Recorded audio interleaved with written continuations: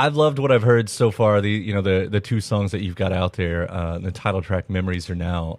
In fact, there was a quote on your website, I think, where you said, "The future is no place to put your better days." Yeah, you know what? That's a Dave Matthews quote. It's something I don't remember where he said it. Maybe it's in a song, but I just have always loved that.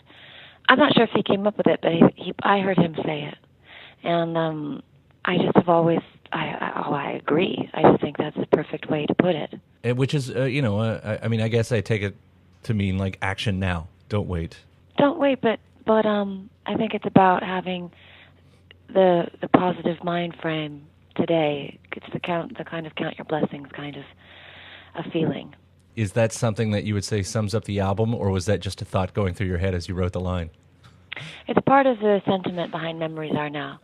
The song Memories Are Now is a cast of incantations or mottos or things that you can say to yourself to help yourself remain calm and cool. Yeah. And hanging in there with the work. It's like an affirmation and dedication to whatever it is you're pursuing, whatever is calling you. So, if something's calling you, chances are it's going to come along with a whole lot of challenges.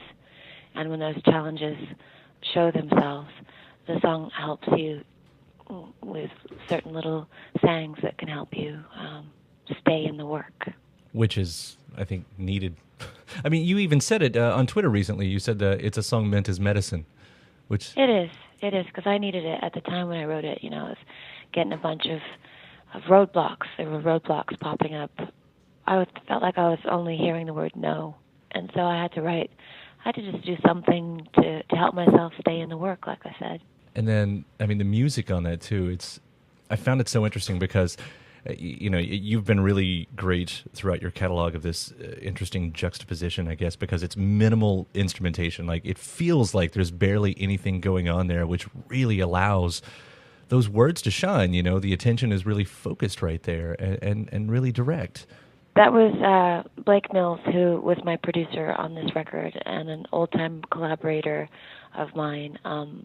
I think after he'd been coming to my shows for a number of years, realized that the kind of the handshake happens in the live realm between me and the listener when there's less information, and they're able to really just connect with what it is that I'm there to say, and moving away from my particular voice, which tends to be hidden quite easily if there's too much around it. So he wanted to highlight those particular elements, and so what we have overall is a really sparse presentation.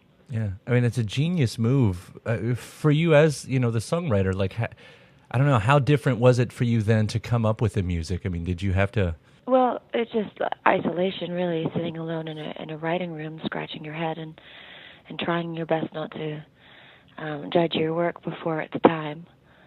If you judge your work before it's time, nothing will make it to record. So trying to just the writing process was a 6-month process or something like that, and then one of the songs I brought to Blake, and he helped me kind of strip it down. That song, The Lost Sky, actually has more verses, and or it actually has verses, but he ended up taking the B section and the chorus and turning it into what you hear today on the record, which is a gorgeous song in itself, and the way it just I think I'm using the wrong word here, but it just kind of bounces along. It almost feels like what do you call it when the song's like in the round, like people would do with Row Your Boat. It's not that, but it almost feels like it keeps turning around and turning around.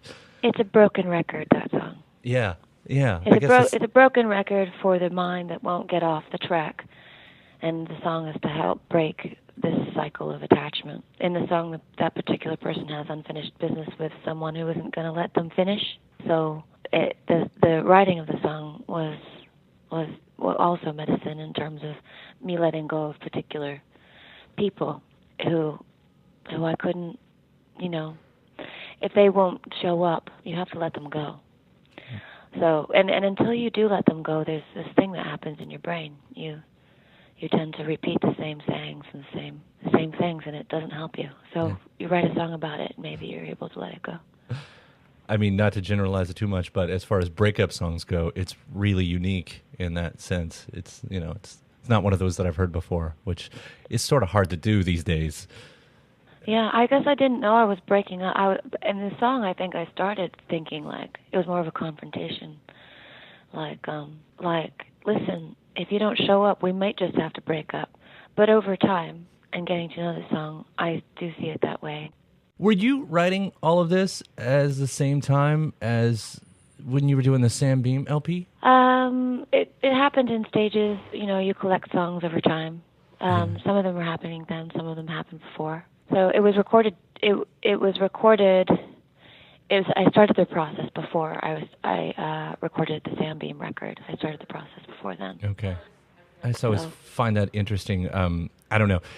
When I look at other artists who've kind of had the opportunity to work on multiple projects at once and they end up coming out, it always ends up playing like a bigger part of the story. And that's completely from a fan's point of view. And, you know, I think we all try to look for things like that. But, you know, instead of getting just one great book, it's almost like it becomes part of a bigger set because, I don't know, that's the thought running through people's heads, or the thoughts running through the heads all at the same time. Your songs are like bookmarks through your story. You know, they tell you where the listener can know where an artist is at by listening to the progression of their songs.